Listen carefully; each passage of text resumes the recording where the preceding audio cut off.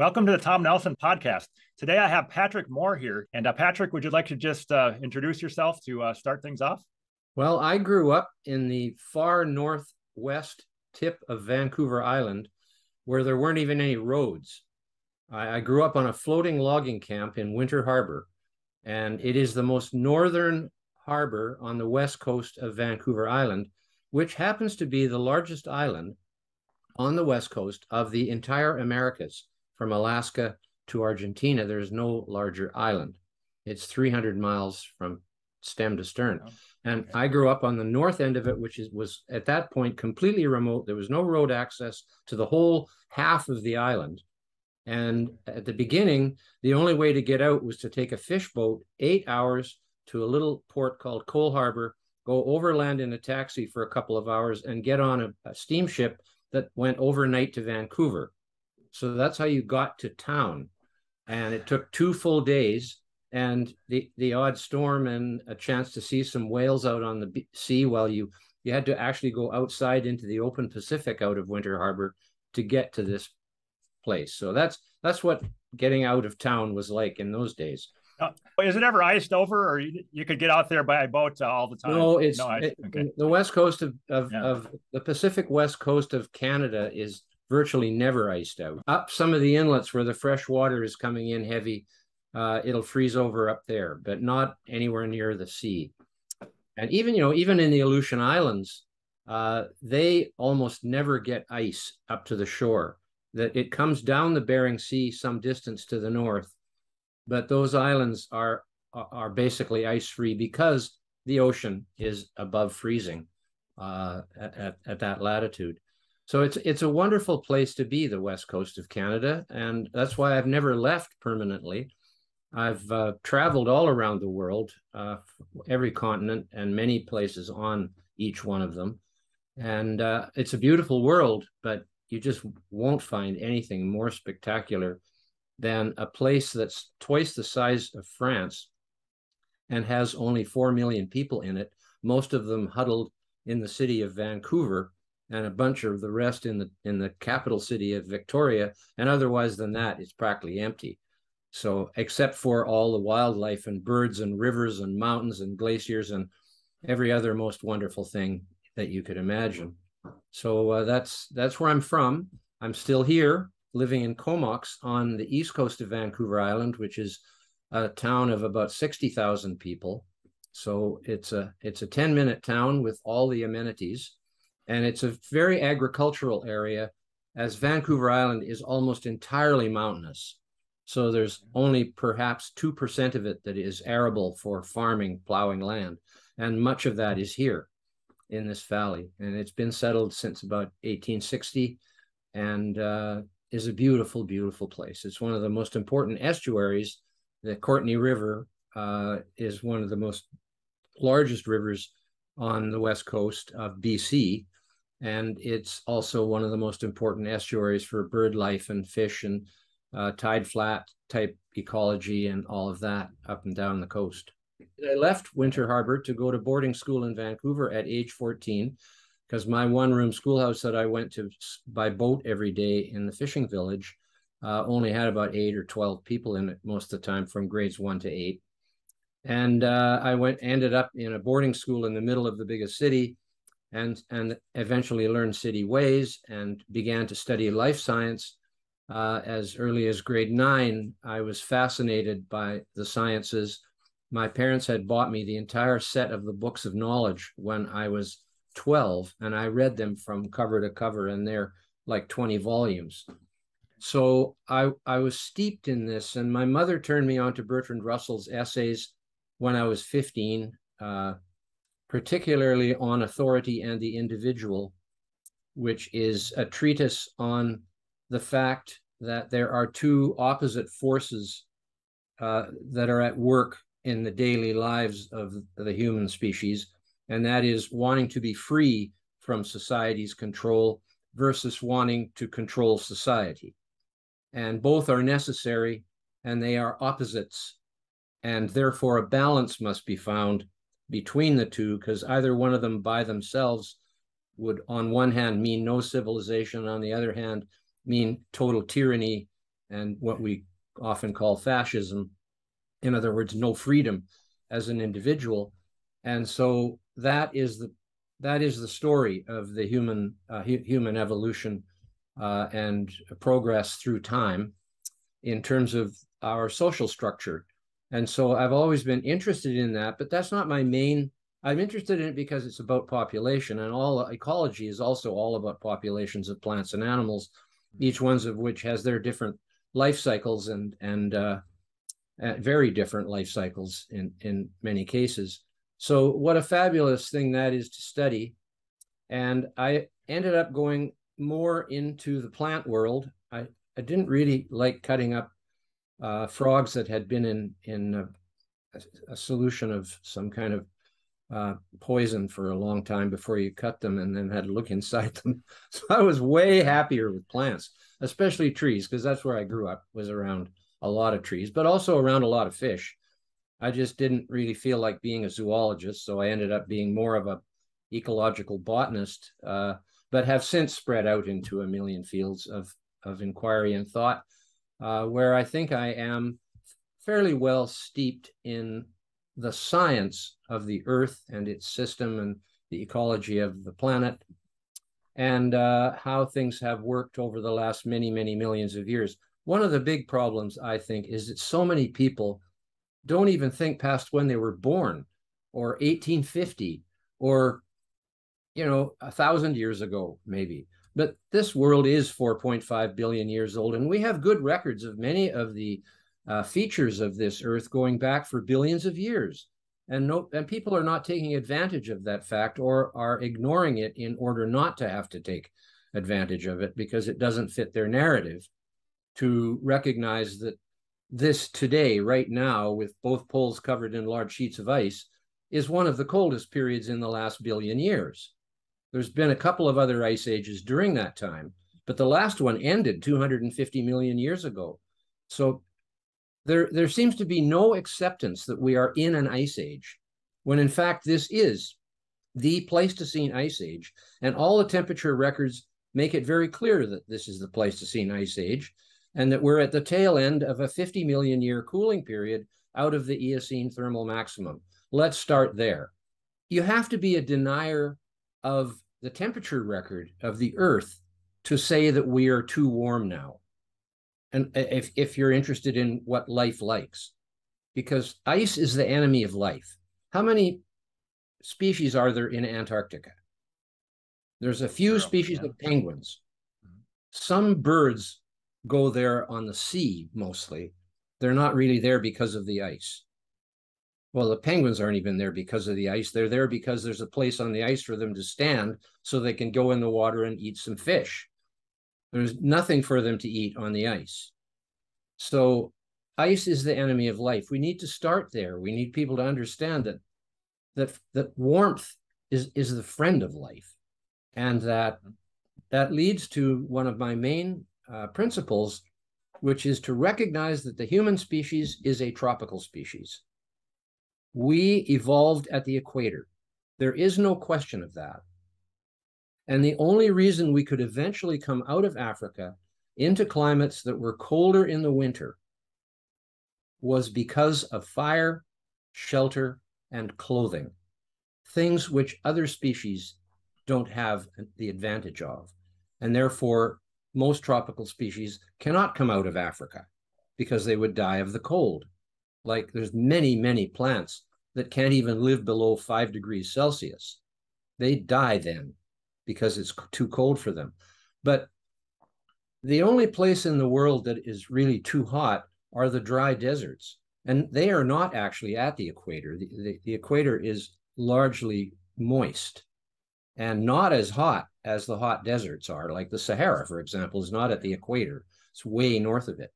And those areas are uninhabitable to most life, never mind humans. But we learned to live there. For example, the Sahara, during the first 5,000 years of this interglacial period, which is known as the Holocene, the first 5,000 years was warmer than it is now. And the whole of the Sahara was green. And there are maps showing the towns, little red dots where the towns were, where the people lived in the Sahara. goat herders primarily. And it was only about 5,000, 6,000 years ago that it turned into a desert, and the people had to congregate around the Nile watershed. And that is thought to be why all these people came, that were all spread all over the place, came together there and formed one of the first human civilizations, which was the Egyptian civilization. And because there was enough of them that they had to have lots of organizing and politics and everything else. And then, of course, people moved north to what now we call the Middle East, Tigris-Euphrates region, and they went to China as well. And that's a whole thing that most Europeans don't even know much about. But that was a big part of the human migration out of Africa. But it couldn't have happened if it wasn't for fire, shelter, and clothing, all of which make it possible for us to live in cold climates similar to the very hairy animals with big warm coats on them. Even they have to burrow in the ground like a fox and a bear. They have to go into hibernation in the winter, as frogs do too. So many species are not capable of living in northern or southern climes unless they have these special adaptations to do so. Otherwise, they would die of the cold, and so would we. So there. And that to me is the primary argument for why we should immediately question any idea that it's getting too hot, because it really is still colder now than it was through almost the entire history of life. And there's no reason to believe that the other ice ages weren't as difficult for species that lived in northern and southern climes as this one is. So on a different, maybe it was in one of your TED Talks or a TED Talk, I think you said that the temperature of 10 degrees Celsius is about as cold as humans can take it if they don't have any clothes. No, it's actually much higher than that. It's more like 20. Okay. Our body is 36 Celsius. So 20 degrees in the shade. This is if you're not in the sun, because the sun counteracts that by warming you. But if you're in the shade naked at 20 degrees Celsius, you die of hypothermia. And people think, well, 20 degrees is nice. Well, it is if you're in a house, with a controlled temperature and you have clothes on. Because if you take all your clothes off in a 20-degree room, you get cold. It feels too cold. You want to put a dressing gown on. And at 18, it's even more pronounced. So somewhere in that range, that is too cold for life, for the human body to survive for a long period of time, like for days, for example. You would not last, even if you were eating well. So it is important to recognize the range of temperatures that are most conducive to life. And it is very clear that if there's sufficient rainfall, that the tropics have by far the highest biodiversity of anywhere in the world, way higher than the temperate regions like where I am, and obviously higher than the North or South Pole. So just take that as a simple indicator of where life likes it best. Life likes it best where there is no frost. And so when you move from where there's no frost to where there is frost, and that boundary is it's about halfway to the North Pole from the equator, that boundary, and halfway to the South Pole from the equator. Actually, the southern hemisphere is colder at the higher latitudes than the northern, because the sea doesn't warm as easily as the land does. And so that we all know that Antarctica is colder than the Arctic because of it's just completely surrounded by ocean, but the land mass is actually a land mass, whereas the Arctic Ocean is a sea. There is no land except for the Canadian Arctic Islands, but even they don't go right up to the North Pole, whereas Antarctic is a solid continent. So that they're very different. Main point being, though, at the South Pole, it's colder than it is at the North Pole because of the distribution of land and sea on the Earth. And so really about half of the Earth's latitude is not conducive to life unless it's specially adapted And that means being frost resistant. And the only way plants really became frost resistant was either to die back, as annual plants do. So they just die back and they keep their roots where it's not frozen in the ground for next year.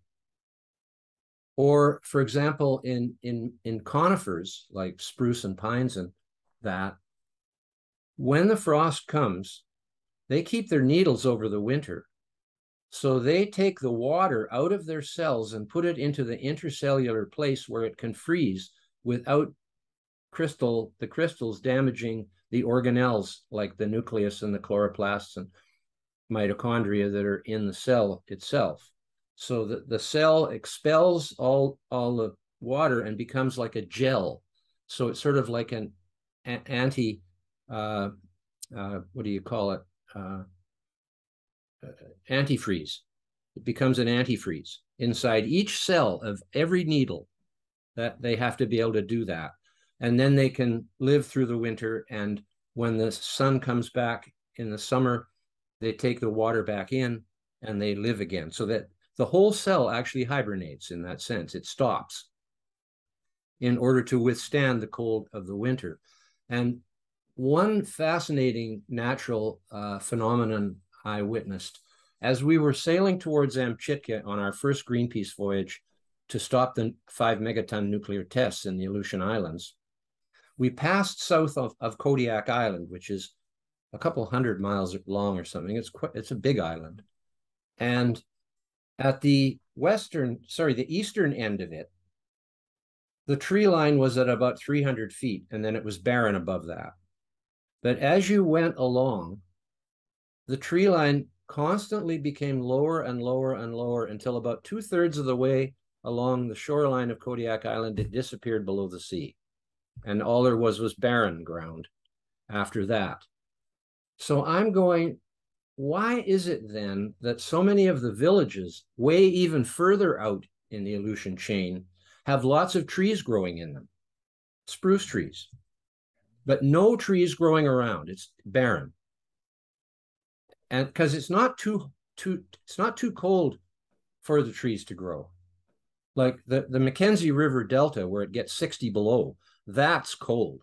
And even trees can grow there because they do what I mentioned about putting their water into the intercellular place. But there's no trees out in the Aleutian Islands except for ones that were planted by people in the towns. And I realized that it wasn't because it was too cold there. It was because it wasn't warm enough in the summer to make seed. And so that's another important thing about plants and evolution, is that in order to propagate, you need to be able to make seeds. And making seeds takes a lot of energy compared to just being there with your needles out in the sun. So that taught me a really interesting lesson about biology that no one else, I've never seen it even written down. But it's obviously that's what the case is, because in that part of the world, in the Aleutians, the temperature difference between summer and winter is very small compared to on the mainland. It doesn't freeze there in the winter, but it doesn't get very warm. It never gets above 20 degrees there in the summer, Celsius, that is. And there's so many fascinating things you can see out there. And one of the most important ones now is what's called the greening of the earth by CO2, which we have caused by putting this life force substance back into the atmosphere where it came from in the first place. And that's a whole conversation in itself, because for some reason, people don't realize that the emissions we are producing from burning fossil fuels, the carbon dioxide, came from the atmosphere to make the fossil fuels. It was there before. It's not as if we're adding something new that was never there. It's the plants that took it out, and the animals in the sea that took it out, that got buried in sediments and turned into fossil fuels. And all the carbon in those fossil fuels came from the atmosphere and from the sea in the first place. And all we are doing is returning it to where it came from when it made that life. So if it could make that life then, when it was much higher 1,000 ppm, 2,000, 3,000, 4,000 ppm, if it could make all that life then so rich and productive that it produced all that fossil fuel, then what's wrong with putting some of it back in and greening the earth, which is what even NASA recognizes this, as do many other major science institutions around the world. So as a director of the CO2 Coalition, which I was a founding member of in 2015, with Will Happer, Dick Linson, and others who are the top in their field, it is clear to me that CO2 is entirely beneficial. Our emissions of CO2 are entirely beneficial, and there is nothing wrong about them. And to call them pollution is a travesty of science. It is so ridiculous. I'd like now to explain why you shouldn't trust anybody who uses the word carbon when they mean carbon dioxide, as in carbon pollution. That's what I'd like to do a little ditty on. I had two related questions here. Just in your view, what is the optimum level of CO2 in the atmosphere for life on Earth? If you're trying to optimize life on Earth, what number would you pick for that? And also for global average temperature, or how much warmer than here would you like the Earth to be if you were trying to maximize diversity of life on Earth? I don't know if that makes sense, but the second one is a more difficult thing to discuss because it's so much more multi-parametered. Yeah. It's not just about temperature, in other words, whereas CO2 is kind of just about CO2. Well, if you take for a fact that every time we exhale, we're an animal like others, we're not that different from other animals of our size and shape with 4 limbs and things like that, even birds with their 2 wings and their 2 legs, even insects. We all breathe in oxygen and breathe out CO2, which the carbon in which came from the food we eat, the sugars and starches and proteins of the food we eat. The carbon came from the food. The oxygen came from the air that's in CO2. And when we breathe out, the concentration of CO2 is 40 to 50,000 parts per million. Every time we breathe, 40,000 ppm of CO2. So obviously 40,000 parts per million CO2, which is 100 times the present level? No. 100. Yeah, 100. Yeah, 100 times the present level is not even in the slightest harmful, as long as you get to have some oxygen every time you breathe, of which the air contains 20%. So 4%, 40,000 parts per million is 4%. That's not going to negate the oxygen. So it wouldn't matter for animal life, whatever CO2 goes up to. There's not enough fossil fuels for us to take it up probably past 2000. I don't know for sure. Okay, but let's talk about plants because, really the basis of life is plants and chlorophyll and photosynthesis and sunlight. And CO2 is, in fact, the most important chemical in that formula, along with others, because you can't make a plant with just carbon, but it is the basis.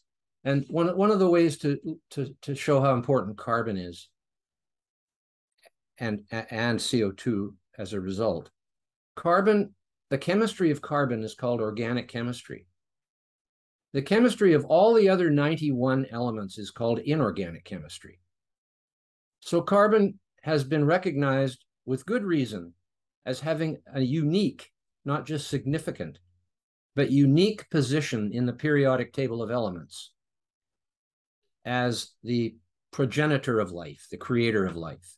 But it can't create life by itself. You can't eat carbon and expect to grow, because carbon is either in the form of carbon black, which is basically soot, or in the form of graphite, that's pure carbon, or in the form of diamonds, that's pure carbon. It is right at the beginning as an atom, it is a miracle thing that it can have all those different shapeshifter qualities to it.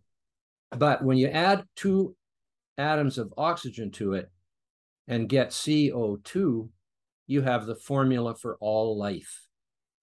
Because the CO2 is the food for plants, and the oxygen the plants emit, because of the chemical formula for creating sugar from CO2 and H2O, the oxygen that is emitted becomes the basis of life for animals. And so there would be no animals if there were no plants. It's just not possible for that to have ever happened. And there are a lot of animals, and especially insects.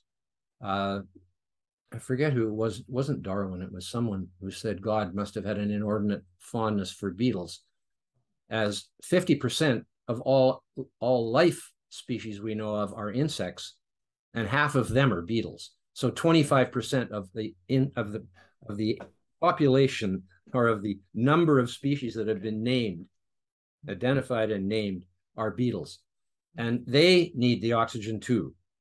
So it's a perfect circle, and it starts with CO2. The CO2 isn't made by us, isn't made by life.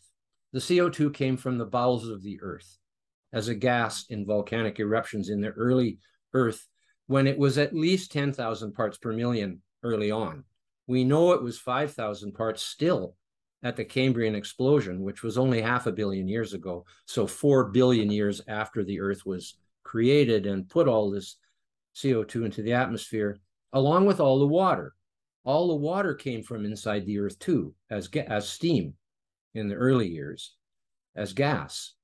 And eventually, as the earth cooled, water became, in many ways, the most interesting of all the elements, even more interesting than CO2 from a climate point of view and a chemistry point of view, because water is on the earth in all 3 phases: a gas as humidity in the air, liquid all over the place. Of course, the oceans are made of water, as we all know, and that's 2/3 of the Earth's surface, never mind how deep they are.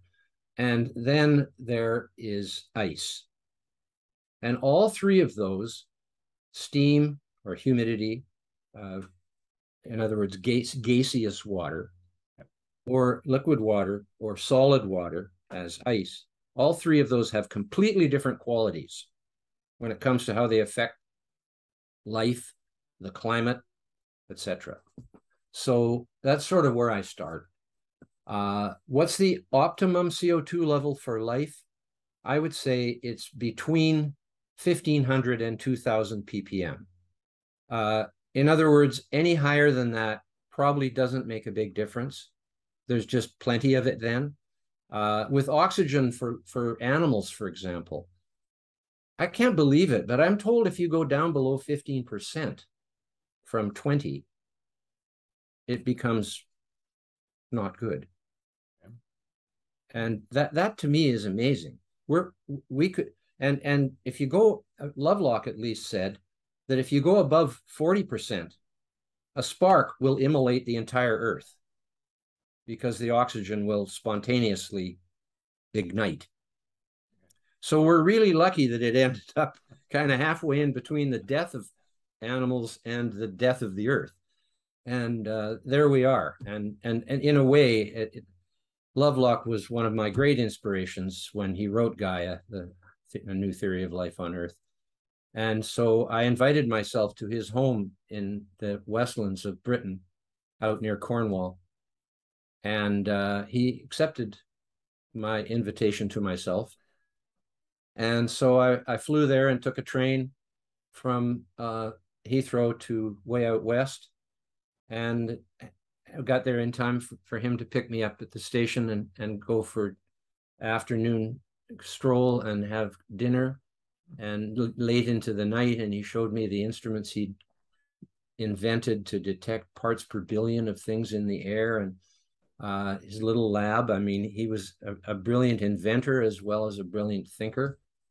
And I was there for him to please tell me why he was a strong supporter of nuclear energy. Because coming out of Greenpeace, we had made the mistake of lumping nuclear energy in with nuclear weapons, because our whole campaign was against nuclear war and nuclear weapons, and radiation was the sort of common denominator there. And even I, as a scientist, got sucked in to thinking nuclear energy was dangerous. And now that I know that 100 nuclear plants, more than 100 nuclear plants, have been operating in Canada and the United States for 60 years, and no one's been hurt by them, that would not be unsafe. That would be very safe, because people get hurt by a lot of things, and one of them is not nuclear plants, apparently. And so I wanted to find out his justification, and I wanted to ask him why he believed that the increase in carbon dioxide was going to cause a disaster, because he was saying things like that the human race would be reduced to a few scavenging lots huddled around the Arctic Circle, ruled by brutal warlords. That's almost a direct quote of what he said in his book. And I wanted to tell him, no, Jim, as he let me call him, no, Jim, that is not what it's going to happen if it gets a little bit warmer. The people are going to be able to move further north and south, but they're not going to get hurt at the equator, because the truth is, when the Earth does warm, as it has done through most of the past history of the Earth, it warms more towards the poles and really not at all at the equator. So the equator stays basically the same, but the Earth's average temperature goes up because the North Pole becomes warm enough for subtropical vegetation on the Canadian Arctic islands. The fossils are there to prove it. And so there were giant camels roaming the forests of the Canadian Arctic islands only 5 million years ago, as the Pleistocene began to set in for good. They demark it at 2.6 million, but it's arbitrary because it was a continuous cooling. But there they say, okay, this is where the Pleistocene Ice Age started, and all it's done is got colder since then. If you look at the last 5 or 6 glacial maximums, they are colder than the previous ones. The warm part is still pretty even, but if you look at the last 4 of them, this interglacial, the Holocene, is not as warm as the 3 preceding ones were. The Eemian, I forget the other 2, but they've got names. And they're 100,000 years apart. And so 100,000 years ago, the Earth was warmer than it is now. And 100,000 before that, it was warmer than it is now. And 100,000 before that, in the maximums, which are only 10,000 year periods in the 100,000 year cycle, because the slip down into the next glaciation is an 80,000 year period. And we are apparently on the downward slope already at the end of what should be at the end of this interglacial, about 12,000 years. And the last 6,000 have shown a net decline. We just happen to be in a little uptick now, which everybody is saying is because of our CO2 emissions, as if this is the only time the Earth ever had anything happen. You know, it's as if because CO2 and temperature are both going in the same direction for a few hundred years, that therefore that is the cause of the entire history of the Earth. And I'm sorry, but it isn't, and it doesn't prove that at all.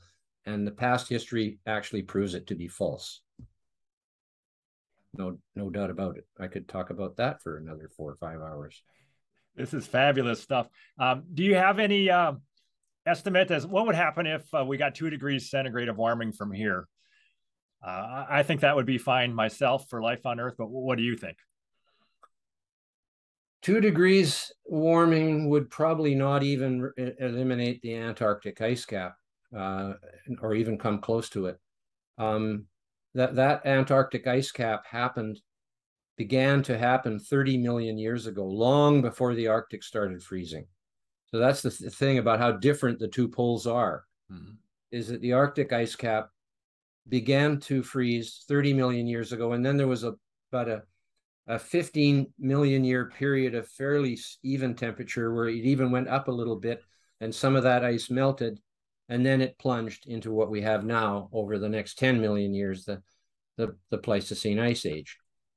So a 2 degree increase in temperature would be extremely positive. Now, for almost all life forms. But a 2-degree increase in temperature might negatively impact some of the life forms that have adapted to this unusual cold period the Earth happens to be in now, which is the Pleistocene Ice Age. As I say, the last ice age was the Karoo, K-A-R-O-O. Look it up. You're not involved, but it did happen. 350 million years ago, it began, and 250 million years ago, it ended. In other words, it was an ice age that lasted for 100 million years. And then it got warm again, 250 million years ago. And it wasn't till now that it got cold again. So through all that 250 million period, it was warmer than it is now. And that's when most of modern life, of course, evolved. That was, 250 million years ago was when the Permian extinction happened. And 65 million years ago was when what we call the dinosaur extinction happened. So we've had two major extinctions happening in there. And what's happening now is that actually coming out of the so-called dinosaur extinction, because lots of other things extincted too, not just dinosaurs. But the birds survived, and they are actually dinosaurs. So that it didn't kill all the dinosaurs. It didn't kill the ones that could fly, maybe because they could fly to where the carrion was, where the animals that couldn't walk far enough to get any food were decaying, and gave them another couple of years before the skies cleared of the ash from the asteroid impact at Yucatan. And we don't know what caused the Permian extinction. A lot of people say it was CO2 coming out of the volcanic, but that's just they grab that one because it fits their narrative best. But we really don't know. It was 250 million years ago. The Earth has gone through so many changes since then that we have no idea what caused the Karoo Ice Age or the one before that, the Silurian, which was a short one. Hopefully this one will be short and life will be able to flourish more towards the poles, which you can't do now because it's too cold. But some species may not benefit from a warming of the Earth. We wouldn't be one of them. We would benefit greatly from a 2-degree increase in the Earth's temperature, as forests and agriculture would all move further south and north. And so, polar bears, let's look at them as a perfect example. If it wasn't for climate change, there would be no polar bears. They are the product of climate change as we came into this ice age. Before this Pleistocene existed, say 5 million years ago, there was no ice on the pole, on the North Pole. There was ice on the South Pole by then. No ice on the North Pole. How could polar bears evolve if there was no ice? Because the polar bears basically evolved in order to prey on the seals that live under the ice and come up to breathe and have their pups on the surface. That's their food. There wouldn't be any polar bears if it wasn't for that ice there. So polar bears evolved because the Earth cooled. They evolved from the Eurasian brown bear, what we in the Western Hemisphere call the grizzly bear. It's the same species, but the polar bear began to evolve long before the grizzly bear made it to North America over the Bering Land Bridge during one of the major glacial advances. The polar bear started to evolve over on the Asian side, the European side, from the Eurasian brown bear as the ice eventually came down so far as to come to the coast of northern Asia and Europe. Bears could walk out on the ice and hunt for seals, and they turned into polar bears. It's called divergent evolution, when one species splits into two because they are either in totally different ecosystems and are not intermating with each other, or are not interbreeding with each other. So they evolve separately, in other words, if they're not breeding with each other. That's many species. The barred owl and the spotted owl are a perfect modern example of that. They were once one species, but the ice age made them into two by splitting them to one side of the Rockies or the other. So the polar bear evolved from the Eurasian brown bear. And if the ice disappeared in the Arctic due to warming, as it was for millions and millions of years prior to that, would the polar bear survive? Now, the polar bear, they keep talking about how the summer ice is going to disappear in the Arctic, as if that would damage the polar bear population. The polar bears don't go out on the ice in the summer. They go out on the ice in the winter when it's frozen over completely. In the winter, even today, there isn't a square inch of the Arctic Ocean that isn't frozen over. People forget that it's 6 months with no sun, no solar radiation for 6 months on the Arctic Ocean. Then there is 6 months with no darkness, only light. So though in those 6 months, yes, the ice is going to melt some, but when the ice melts and retreats from its extremities into a massive, still circle of ice around the North Pole, then much of the Arctic Ocean is exposed to the sunlight in the summer. And you know what sunlight does? It causes plankton to grow in the sea. And so it's good to have the Arctic Ocean partly open in the summer. It's actually beneficial to the bears and might be part of the reason why their population has expanded so rapidly since 1973, when all polar nations signed a treaty to end the unrestricted hunting of polar bears, because they were declining, and wildlife biologists knew that and informed the governments around the pole that they should probably do something about it, and they did. And no one ever tells you that. Coca-Cola mercilessly uses the polar bear as a symbol of whatever it is. I don't know what they're using it. I don't know what they mean when they use the polar bear for Coca-Cola. But anyways, they don't tell you about the treaty that made it so that they weren't going to go extinct. And they show the polar bear swimming as if it's gone in the water, not knowing where it's going. Right. Just going to swim out endlessly to sea and drown or whatever. No, they're called sea bears for a reason. That's their nickname. They're perfectly happy swimming. And when they go in the water, they know where they're going, to the other side where the ice is, to get out of the water and go on the ice. That's why they go in the water. They don't just go for a swim, and drown, because they're very, very good in the ocean. Their paws are huge for paddling. And they float quite nicely too, because they have a lot of fat on them, especially now that there's so many seals in the Arctic, partly due to the fact that part of the Arctic Ocean melts in the summer. So the optimum conditions for polar bears would be the Arctic ice melting considerably in the summer, because they actually come onto the land in the summer and forage as best they can for berries. They'll eat kelp. They'll eat almost anything. The females, if they're pregnant, which they are many summers, they give birth in summer rather than in winter like bears here do, like black bears, for example. They give birth and they den, so they aren't even eating in the summer. So they don't care if there's any ice there in the summer, and neither do the adult males. They are browsing on whatever grows up there in the summer. In the winter, it's a total sheet of ice, and they go out on the ice and hunt seals and build up a huge fat store, which carries them through the summer. So the whole thing, and they're still trying to make us think that polar bears are going to go extinct in 2035 or something, and it's a total lie. It is absolute nonsense, and they should stop, because the polar bear population has grown from somewhere between 5,000 and 8,000 in 1973 when the treaty was passed to somewhere between 30,000 and 50,000 now. So stop it and recognize that human beings are actually capable of passing laws which help species to recover and don't go extinct. It's happened in hundreds of cases around the world. And we've saved way more species from going extinct than have gone extinct because of us in the last century.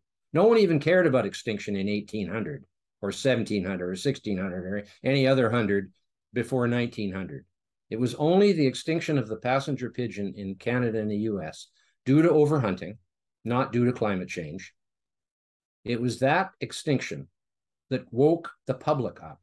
It was the time also when national parks were being created, something which had never happened in Europe and Asia back tens of thousands of years of civilization. Well, 10,000 years of civilization. It had never happened there. If you go to Europe today, you will not find parks the size of Yellowstone or of Banff in Canada or any of these big parks. They don't have such a thing. They have a lot of forests, though. Most people don't realize that in about 1750, 1800, due to the fact that fossil fuels were not being used, and wood was the only main source of energy for heat, all buildings were heated. Glass works, steel works, copper smelters, steam engines, factories of all types were run on wood energy. Europe became quite populated and successful at the beginning of the industrial era. The forests of Europe were reduced to less than 10% of the area of Europe, Eastern and Western combined, less than 10%. Today, because people looked around and went, hey, this is the first time in the history of human civilization that the forests are not giving us as much wood as we need and are therefore disappearing. So we got to do something about it. And that's where silviculture was invented, the science of forestry. Just like agriculture was invented 10,000 years earlier, it had not been necessary to learn how to grow trees or breed trees all through that time because there was plenty of trees. But now there weren't. Today, 43% of Europe is forested with native trees, hardwoods and softwoods. In other words, broadleaf and needle leaf trees, all over the place. It's over 4 times, nearly 5 times, the area that was forested at the beginning of the Industrial Revolution. And people are saying the forests are disappearing. There's actually more forest on Earth today than there was in 1900 or 1800. China and India, between the two of them, are responsible for 1/3 of all the reforestation, that's net reforestation, that has occurred in the last 20 years. This is an era of huge concern about forests. The only place that forests are being overused is where people don't have hardly any money, and where wood is the easiest thing and dung are the easiest thing for them to use for energy. If we would just help them out a little bit with some fossil fuel electricity-driven plants and some hydroelectric plants and some nuclear plants and some roads and railroads, they would increase their forests too, because everybody wants that.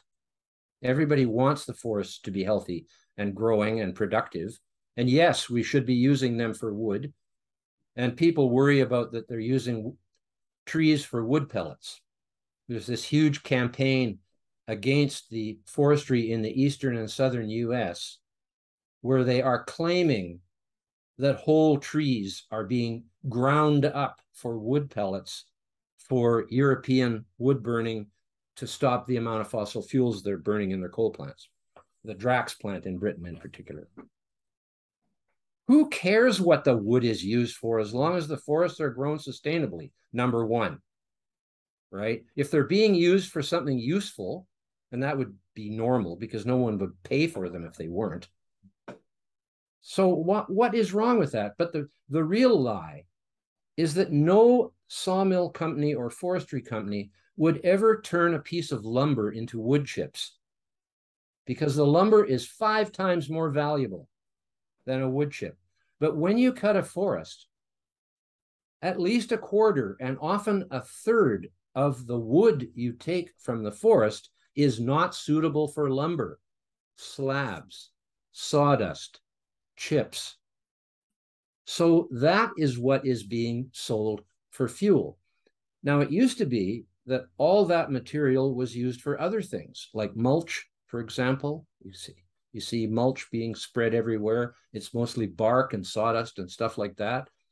But also, the kilns for drying the lumber use wood that was not suitable for making lumber to provide the energy for those kilns. Otherwise, they'd have to use natural gas to do that. Vermont gets 4% of its electricity from waste from sawmilling. What is wrong with that? So these people do the virtue signaling about how awful it is to use wood for certain things, when it's perfectly suitable to use wood for certain things. If it is useful, nobody's just going to throw it in the river, you know. So it is really galling to see people campaigning on this and actually winning over the media and people's minds to, oh my God, they're burning trees in the coal plant. Well, they're burning coal in the coal plant too. Well, I know you're against that as well. But okay, so they should just not have any coal plants. I understand that. You think that. But we could go then into the whole wind and solar debacle and the battery scam and all the other stuff. I mean, I'm not against electric cars. People accuse me of being electric cars. I'm just against people being forced to buy electric cars. That's all I'm against. If people want electric cars, let them buy them. But in the final analysis, we're going to run into a shortage of minerals here. I don't know if people know how much ore it takes to make a battery for an electrical vehicle. 500,000 pounds. That's how much. Like, really a lot. And it has to be dug out of the ground somewhere. And it has to be processed. And the batteries don't last forever. That sort of thing. So there is no decent technical or economic feasibility reports on this net zero thing. And if you think car batteries and cars in general are going to be net zero, you don't think it's going to take energy to make a car still and the battery that's in it? And where's that energy going to come from? Batteries? No, batteries do not produce energy. That's news to some people. They just store it. You have to produce it with something else. And if you're going to produce it with wind and solar, just listen to this arithmetic and tell me it's wrong. Okay, you've got a city with a bunch of factories around it, and they need electricity every day. And at certain times, they need a certain peak amount of electricity. Now you come in with your wind and solar. Okay, you've got to be able to provide the peak amount, at least for some period of time. Mm-hmm. With reliable technology like gas, coal, hydro, nuclear, you can provide it all of the time. But with wind and solar, you can never promise to do that, because if you bet on it, you would lose bad. Because you can't produce the peak energy if there's no wind, or if there's no solar, or if there isn't enough wind or enough solar because there's clouds up there and stuff like that, or it's nighttime and there is no solar, or the wind dies down, boom, like that in the middle of the day when you need lots of power. So you have to have a very large amount of installed capacity to be able to meet the peak amount that's needed at any given time. And you can't just have the amount that's needed. You have to have more than that. Why? Because when are you going to charge the batteries that are going to supply the electricity when the wind and solar isn't working? Whoa. The only time you can charge the batteries is when you're also supplying the town and the industry with its electricity at full power. Oh, now you need 2/3 of your electricity to come from the batteries, because the wind and solar only works about 1/3 of the time on average at any kind of peak capacity. That's the best it can do, is 1/3. Solar is less than 1/3. Wind can be a little more. So you have to have, now you have to have 3 times the amount of capacity that you would have to have with a reliable technology. And wind and solar cost more. Don't try to fool me on that. They cost more than the other technologies do. That's because they're not factoring in the cost of the backup for wind and solar when they talk about the cost of wind and solar. They don't talk about the gas plant that has to be there or the battery that has to be there when the wind and solar isn't working. So you end up probably needing 4 times for good measure, because you don't want 8-hour blackouts to be happening regularly. So for good measure, you have to have 4 times the capacity at 4 times the cost, and all these batteries, which there isn't enough minerals in the world to supply. I mean, even just to turn the EVs into a reality, first you need to double the existing capacity. Electric cars in the whole world would double the existing requirement for electricity in the world. And everybody's shutting everything down now instead of going the other way. So this is a car wreck, train wreck, of vast proportions already beginning to occur. And, you know, when the Paris Accord was signed, I was there in Paris for that whole thing. Of course, they wouldn't let us near anything much. But I was there.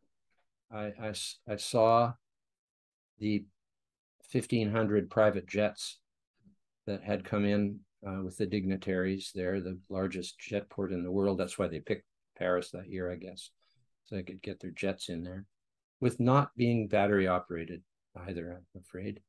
And I made a bet publicly that went out to 200 major media outlets. I used one of those distribution systems. You pay $200 and they make sure it gets distributed to all the outlets. It was printed widely around the world. I made a bet that in 2025, just 10 years from 2015, that there would be higher CO2 emissions globally than there was in 2015. That was a simple bet. Nobody took it up, not even the Greens, especially not the Greens, because they know full well that's not going to work. They know that CO2 emissions will continue to rise. Yet they behave as though they can somehow stop them with wind and solar plants and EVs. That's not going to happen. So it is actually going to get worse in many ways if we continue down this particular path. And in the final analysis, you come down to the fact that nuclear energy is the solution. And James Lovelock was partly instrumental in convincing me of that at the time in 2002, I believe it was, long after I'd left Greenpeace, but I'd never been involved with nuclear. So to make up for my sin of the past, I worked as co-chair of the Clean and Safe Energy Coalition, which was created by the U.S. Nuclear Energy Institute in Washington, which represents the nearly 100 operating nuclear plants in the United States. I became co-chair of an effort to liaison with top people in government and industry around the United States, especially where nuclear was an issue, either because of opposition to it or because of the fact there was a bunch of plants there that needed to be defended, or one thing or another.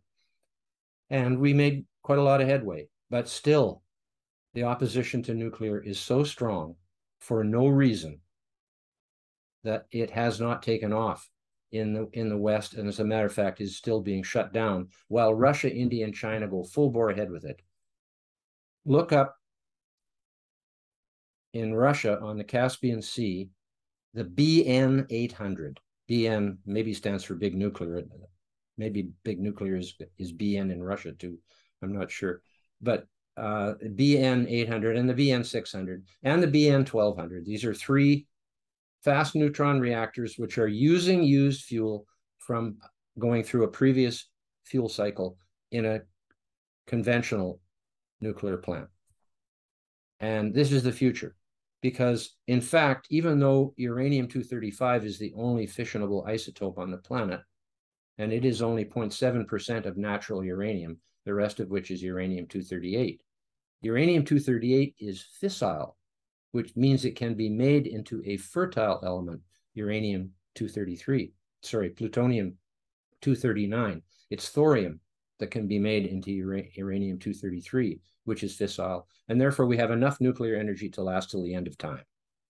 And it is one of the safest technologies ever invented. It's 24/7, absolutely and totally reliable, and would make civilization run smoothly for as far into the future as anybody would want to imagine.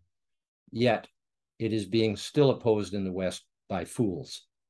And I really mean fools, because these are people who don't actually have any knowledge of what even the difference between fertile and fissile is, never mind the technology itself and how safe it has been all through the decades that it's been operating. Only one accident killed people, and it was a stupid Russian design that was done behind the Iron Curtain without any influence from scientists in the West. And they took these plutonium production reactors that were used to make atomic bombs and cookie cuttered them all over the former Soviet Union and Russia when they were a bad design, and they knew it. But it was only a fluke that Chernobyl blew up, because radiation people, nuclear scientists from Nuclear Central in Moscow, came to Chernobyl, picked one of the 4 reactors and said, we're going to do an experiment here, and told the operators to shut off the safety systems so the safety systems wouldn't interfere with their experiment. And in 8 seconds, there was a nuclear explosion. The only nuclear explosion that has ever occurred in a nuclear plant of any kind, because it was a stupid design. I will not talk to you about positive and negative void coefficient. It had to do with that. Look it up. But all of the other reactors designs in the whole world could not ever do that. 3 Mile Island and Chernobyl were meltdown reactions caused by loss of cooling to the core after shutdown. The reactors weren't even running when those accidents were occurring. They occurred because the reactor shut down without cooling water being supplied. And 2 different reasons in those 2 different reactors. 3 Mile Island was basically a nothing burger. And Fukushima was just a comedy of errors. Well, a tragedy of errors, but it wasn't so much a tragedy, and that nobody died at Fukushima from radiation. 2,000 people died because of the evacuation. They took 7 intensive care wards and moved them into gymnasiums off-site, and 2,000 people died as a result. They should have left them where they were because the radiation levels were not high enough to cause harm. It's just, it was a PR thing to evacuate those people. On and on he goes. That's a skit from Saturday Night Live. So there's this dream that wind and solar are going to power the Earth. Do you think it's never going to happen, is it? No. Well, never. Actually, to some extent, solar does power the Earth. Otherwise, we wouldn't be here. Mm-hmm. So in the way it has operated so far up till now, it's very effective in powering the Earth, keeping it warm and making photosynthesis possible. Those 2 things are the basis for the existence of life on Earth. The wind, if there was no wind, seeds wouldn't blow away from where they were produced. Sailboats would never have been possible. Ocean currents would be different. Things like that. Yeah, I should have been more specific. Wind turbines and solar panels powering human civilization. Yeah, I'm afraid not. My motto for wind and solar is "May they rust in place." Okay. As in rest in peace. And I honestly believe the day will come when not one more of those things will be built, because they are only there due to subsidies, tax write-offs, and mandates that the utilities have to take the power whenever it's available, whether it costs twice as much or not. So no one would ever build wind and solar if it wasn't for the economic biases that have been placed in there by policymakers. And this is, science gives you the facts and the numbers and the truth. Policy gives you the decision you make on the basis of those facts that would be beneficial to the society. Supposedly, that would be what you'd expect anyways. And yet what's happening right now is lies are being used as facts. The lie that CO2 is a pollutant and is dangerous is being used to form the basis of global energy policy, well, at least in the West. And India's making happy sounds about it too. So we are in an era right now where we are in danger of imploding so badly. I mean, I don't have to worry. Where I live, well, I do have to worry. I mean, if the whole supply chain breaks down and the food doesn't come, thankfully we can grow our own food here, not on my little lot, but there's enough land around here to be pretty self-sufficient locally, as long as you go back to root cellars and canning all your, preserving all your fruits and vegetables in the summer or the fall. But by and large, those technologies will not exist at some point in the future. At some point in the future, we will recognize the key thing to recognize, in my estimation. Well, let's start first with hydroelectric power. It's really natural and really clean, but it doesn't work where it's flat or dry or both, right? So it just doesn't work there. Denmark has lots of rain, but it's flat as a pancake. And Saudi Arabia might have mountains, but it doesn't have any water. So those two factors have to be fulfilled. And whereas Brazil gets 80%, Norway 90%, Canada 60% of their electricity, not their energy, but their electricity from hydro, that's a wonderful thing. The people who are against dams, they must think there's too many lakes in the world and not enough rivers or something. The fact of the matter is there is not as many lakes as there are rivers. And lakes are good too. There's nothing wrong with them. I know that in some cases they interfere with the migration of fish. That's particularly true here in the Pacific Northwest with the salmon. That has been mitigated to a considerable extent by providing ways for the fish to get through. I agree that in some cases, like for example, Yosemite Valley would make a beautiful hydro dam, but it would be a travesty to deface it for that. And there are lots of cases where you may decide that that's not the best use for this area. But in many cases, it's fine to build a hydro dam and make a lake. And people like living around the lakes around hydro dams too, that are made by hydro dams. So that's hydro. The fossil fuels are then next biggest, or the biggest thing, 80% plus of our energy, should be conserved because they are precious and they are limited. No matter how much there is, we know it's limited more than, say, nuclear energy is for the future. So the strategy should not be to eliminate fossil fuels because they're pollution. It should be because they're precious, and especially for air travel and many big equipments like massive machinery that move.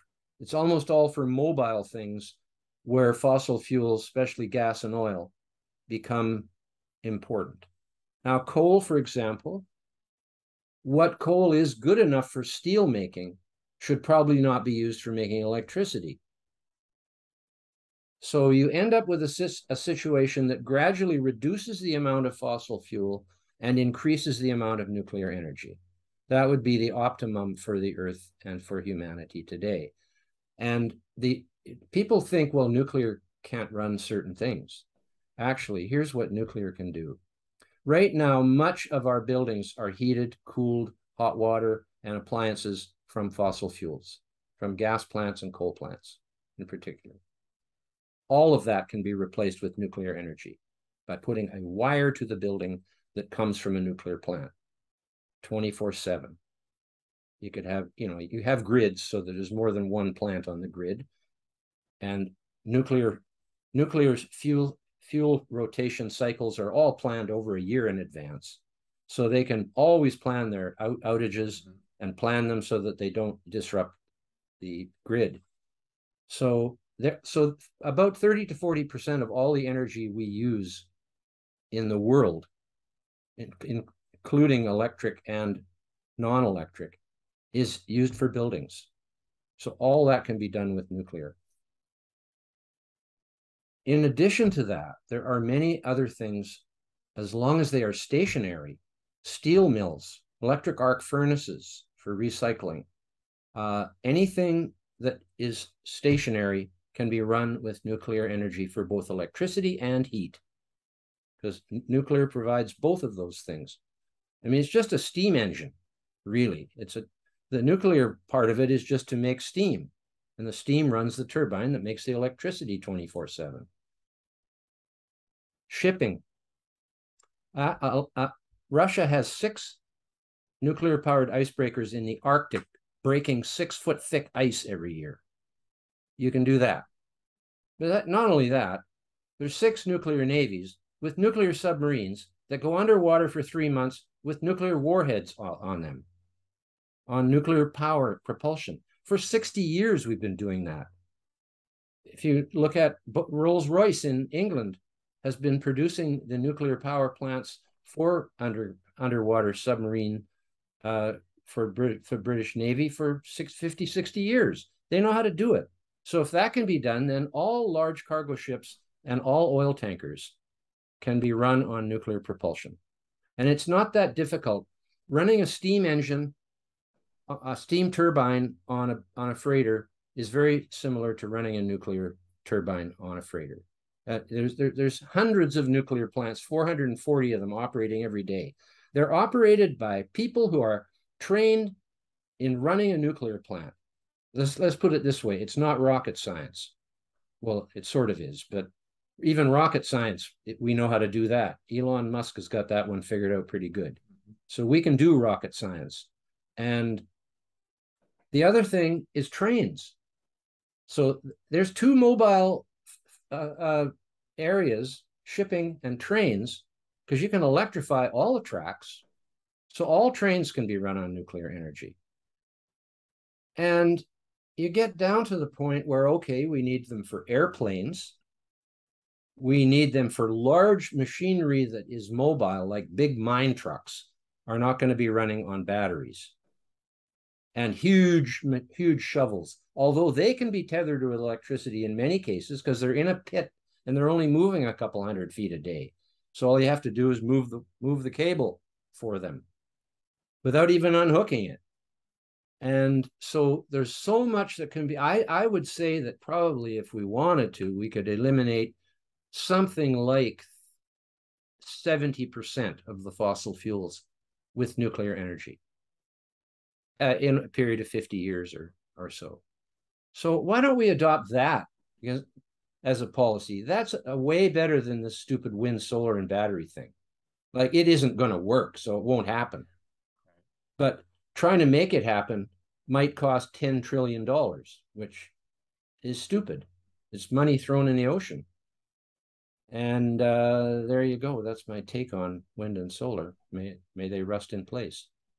This has been fantastic stuff. It's tons of gold here. We are coming up well over an hour.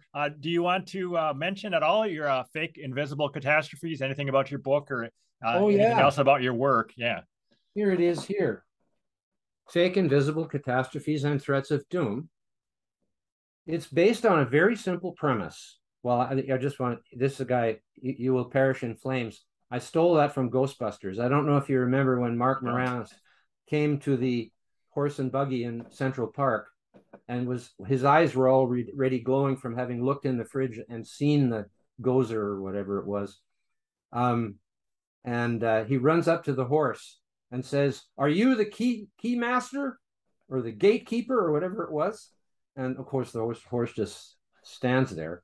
And then as he runs away, tripping over all kinds of obstacles in his feet, so he's running away clumsily, he looks up at the driver and says, "You will perish in flames." And I just thought that was better than "the end is nigh," which is sort of the typical guy standing up in a park on a box. Right. Okay. Sign. But truly, the premise of this book is very simple. That's why it says invisible catastrophes, because all of the scare stories today are about things that are either invisible to the eye, the hand, the mouth, the smell, cannot sense it. CO2, radiation, and the bad thing in GMOs. Think about that for a minute. Yes, there is radiation and there is CO2. They are real things, but they're invisible and you can't see what they're doing. On the other hand, the GMOs, the bad thing in them, for some reason doesn't have a name. Like radiation has a name and CO2 has a name, but the bad thing in GMOs does not have a name. Therefore, it actually doesn't exist. It is fake, really fake, not just invisible, but fake, because everything has a name. Think of something that doesn't have a name. There isn't anything, because if you know it exists, you give it a name, and they don't know it exists. They just faking it and making hundreds of millions of dollars from poor people who fall for this crap. just like they fall for organic food, when for goodness sakes, all food is organic. That's what carbon-based things are called, organic. You know, it's so ridiculous. The true meaning of organic is organic chemistry, the chemistry of carbon, the chemistry of life. That is the true meaning of organic. All life, not just something that's stamped with the word organic in a supermarket. That is marketing. That is not science. And a lot of the climate change catastrophe stuff today is pure marketing. But I don't know what you asked me, but I'm going to answer this way. Oh, yeah. Oh, and or remote. Sorry, invisible or remote. Mm-hmm. And that's why polar bears and coral reefs are such strong icons, because no one can go and see for themselves how many polar bears there are, or dive the whole Great Barrier Reef or all the other massive reefs in the world to see how they're doing. When in fact, the polar bear population has grown substantially. I talked about that previously. And the coral reefs are in great shape, so much so that the Australian Maritime Science Association, whatever it's called, a government-based organ with universities and professors and all that, like a proper institution studying the coral reefs, had to admit this year that since they've been following the reef's cover for 36 years, it's higher now than it has been at any other time in those 36 years. And that did make some media. But what really made the media was when 93% of the reef was nearly dead, almost dead, practically dead, in its terminal stage, in its final terminal stage, said Forbes, as if there are other terminal stages before the final stage. But none of those means dead. That was the trick. Practically dead, nearly dead, almost dead, or bleached. They love to use bleached, even though bleached doesn't mean dead either. It's a technical term. It doesn't mean that someone poured bleach on it. It means that the zooplankton expelled the phytoplankton. And because the zooplankton is like a jellyfish, clear, you can see right through it, and the coral is calcium carbonate, which is white, they called it bleached when that happens. But they're not dead. The animal is still alive in there and will eventually pick up some more phytoplankton, maybe of a different species. This is a whole amazing thing. Read my book. And oh, yeah, this one, Fake Invisible Catastrophe. It's got over 2,700 reviews on Amazon. Hardly any book has that many reviews. And they're 94%. Actually, the last time I looked, it was 95%, 4 or 5 star reviews. So it is being received very well around the world, and especially amongst people who are actually interested in the science of the subject. Now, let me conclude by telling you who you should and should not believe or listen to in this debate. Anybody who calls carbon dioxide carbon or carbon pollution should be ignored. Carbon is not carbon dioxide any more than hydrogen is water. You wouldn't call H2O hydrogen if you were a scientist or even wanted to sound like one. You would call it H2O or water or hydrogen dihydrogen oxide. You would call CO2 carbon dioxide or CO2, not carbon, right there. Anybody who says you are a science denier, do not listen to them. Do not even bother with the conversation. Cancel them. I just made that as a joke. I don't believe in that. But I do believe in not listening to people who say science denier or climate denier or climate change denier, because none of us are that. It is a lie that we are denying the climate or the climate changes. We do not agree with their interpretation of the data around climate for the last 500 million years and into the present, because we know more about it. And we don't call people climate deniers because it is just a slur. It's name calling. It's like saying you are a complete idiot or something like that, to call a person a climate change denier. So those are not the words of honest people. They're not the words of sincere or educated people to call you a climate denier or a science denier. because we are interested in science, take it seriously, understand that the climate changes, don't know exactly why all the time. We do know that the Pleistocene Ice Age has been characterized by periods of cold where glaciers advanced down to the US border and beyond every 100,000 years for the last million years, 10 times.